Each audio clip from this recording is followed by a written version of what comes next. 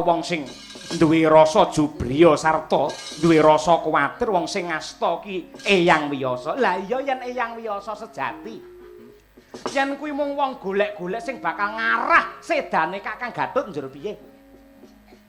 Sik, yen pancen Eyang Wiyasa aku tak takon, lakon apa dalange sapa ning endi sing nanggap sapa regane pira? Apa ana lakon kok Wiyasa medhayoh? Gagasan. Wis katrem tentrem nyambungake rasa ning arep Saptarga kono ora njur nyak-nyakan tekan kene iki. Ngambah lemah apa ora ki mau yen rawuh rene mau. Mbok mero saka sektine saka ampuh Eyang Wiyasa ndak sawang mau ora ngambah lemah. Kuwi dudu menungsa. Njur kowe iki ngaku anak Werkudara, anak Pandhawa, gunane apa? Jare kowe iki wong loro putune dhewe domblang-domblong iki karepmu piye? Omong aku ora penak kuwi.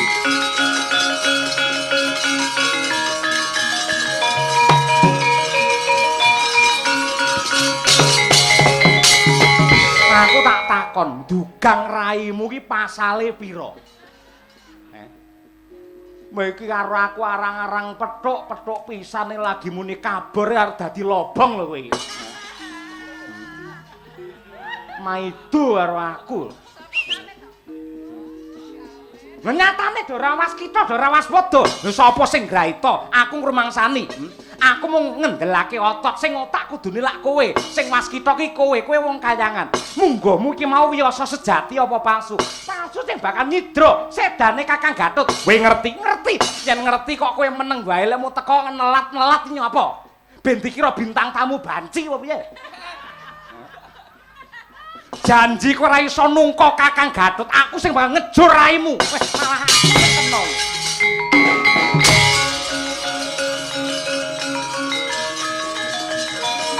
Ayo Kang.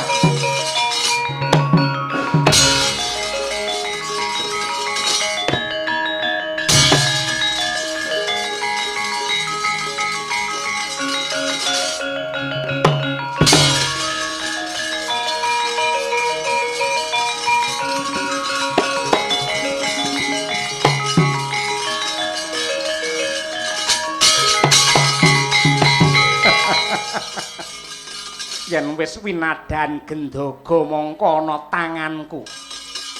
Ora wurung gampang anggenku bakal nyingkirake kuwi gedene mateni kuwi. Surya Denta sing bakal ngaglah lenggah ning dampar pringgondani. Eyang!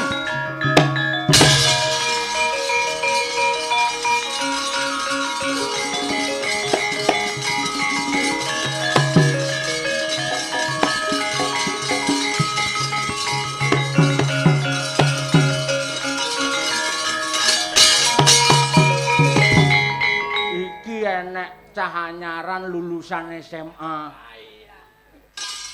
Wis pokoke pakulitane resik. Tak jamin kowe mesti seneng. Cobi kula tinggalane. Lah nek ngono, kabeh kudu kok rasani, Cut.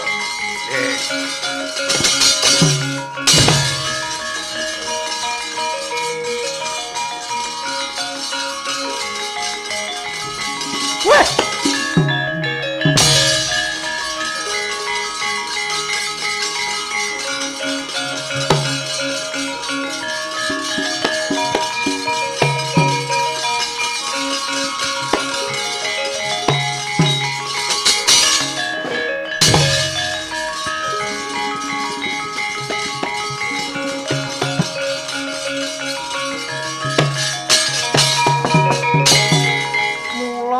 Ana kumlawe ning asta krembyaing tangan jangkaing suku tumraping para Kurawa anggene bakal ngayomi pringgondane iki mbok aja dialang-alangi. Antarja inggih Waba Sukarno kowe manuta kelawan aku nadyan kaya ngapa lan kepiye Gatut Kaca ki anakku lanang. Aku melu njaga katentreman sakjroning sasi nenem besok. Kabeh para kawula bakal nemtokake pamilih aja nganti ana dedreke, aja ana gendrane, aja nganti ana gegere. Jenengan kersa kondur menawa mboten. Kok kondur piye? Aku arep ngayomi pringgondani cerewet.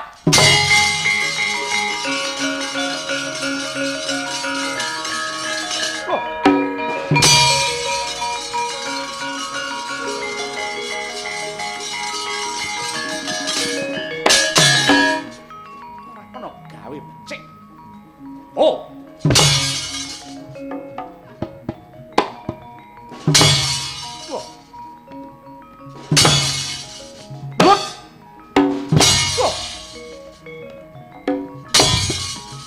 Oh, what? Oh, wait, go!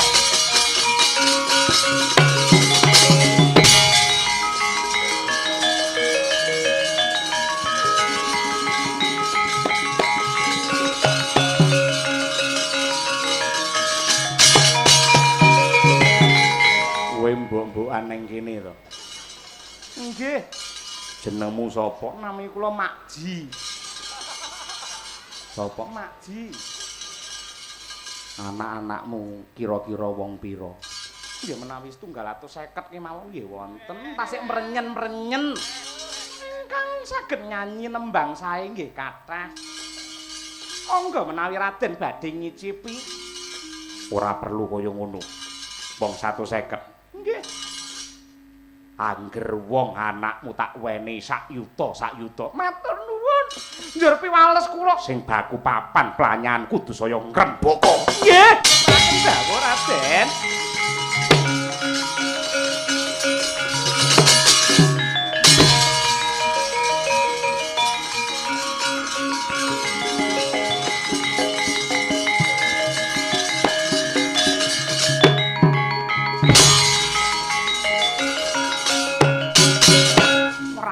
Gawe sik kowe. Loh. Weh. Loh, ah. Loh. Ah. Hey. Salah tobat. Nyuwun ngapura.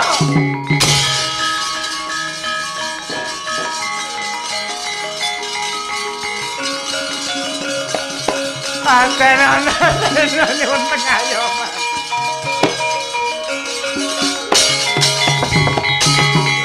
Iki sapa? Kula lurah nami kula Prawira. Lurah ngendi? Nggude. Kula riyen marem. Nggude nalika dipun pringgondani kaasta Raden Gathotkaca sedaya papan planyan, papan maksiat menika dipun tutup. Ning bareng dinten samangke kok malik grembyang wong angger Gathotkaca jare arep nyalonke dadi ratune nek kok tumindake kaya ngono. Rinten dalu mung wedangan ngombe kopi teng papan-papan planyan dipun kroyok dening para begenten. Begenten iki apa? Beganggak. Niku kek pripun ora eman-eman asmane lho. Kakang Gatot tek ngono kowe.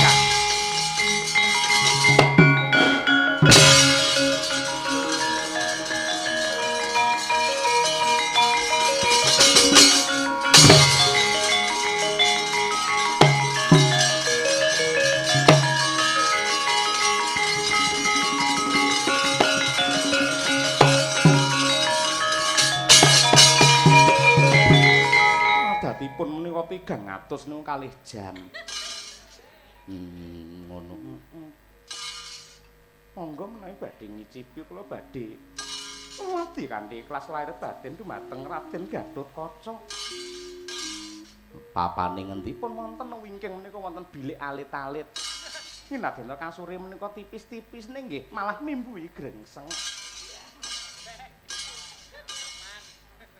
Aku petekono dhisik. Ngono. Petekono. Pijeti to? Iya. Lah mbok nggih monggo.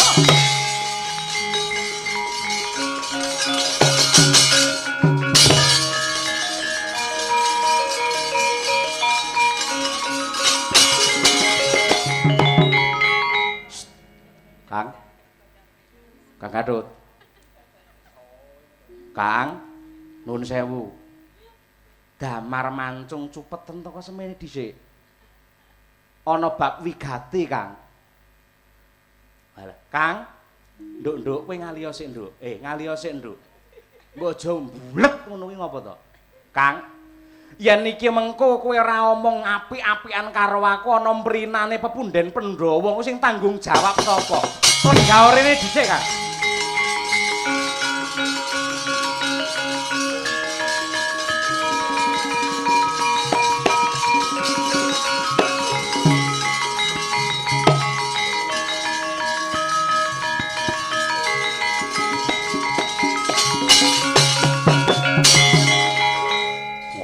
Kanggo gawe karo aku. Yen pancen panjenenganmu ki ora kersa dadi ratu, monggo ning cak-cakamu mbok aja kaya ngono. Molimo nduk tindakake rina wengi kowe mung srawung karo para-para sing mapan ana planyane njur karepmu piye? Apa ora ngeman karo asmamu, ora ngeman karo para pepunden Pandhawa. Pandhawa sak tedhak turune iki nggone kautaman, nggone bebener. Tansah nindakake apa kang dadi dawuhe para kiai alim ulama tunduk marang kitab suci kang minangka tuntunane kajiwan. Lah kok patrapmu iki kaya ngono ki njur piye? Dereng bayar. Iki kok kathah kok gangsal atus, ora apa-apa. Ora nggih tuku lenga wangi. Nggih. Ngersakaken Dur Antasena ndasmu pecah. Ngaliyo. Mung kowe ngaku papan-papan planyane ngene aja nganti ditutup. Mergo wong wadon-wadan kae butuh gawean, butuh golek dhuwit. Yen papan-papan iki kabeh padha ditutup wong kae ra duwe pakaryan, njur sapa sing tanggung jawab? Durung bab wong keplek. Wong main, wong dadu iku kudu diurip-urip. Biyen iki negara pringgondani tentrem mergo akeh wong melek, akeh wong main. Saiki mergo ora ana wong main, akeh wong sing kemalingan, akeh tumindak nista, tumindak culika ing wanci bengi. Mula Kang mangkono, sik to Kang, kowe jane iso mikir apa ora to iki? Iso mikir apa ora? Yen edan Antasena member panjenenganmu tek edan. Mula Kang mangkono ya Kang, aku mung ngelek-elek.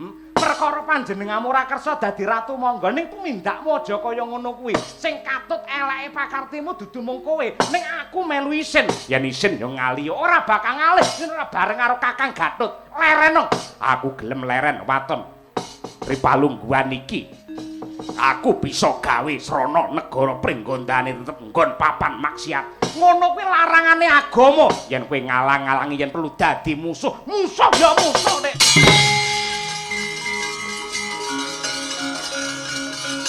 Oh.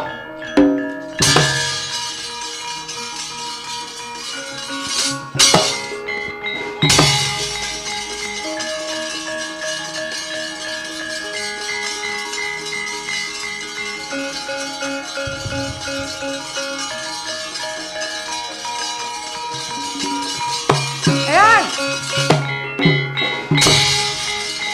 Eyang.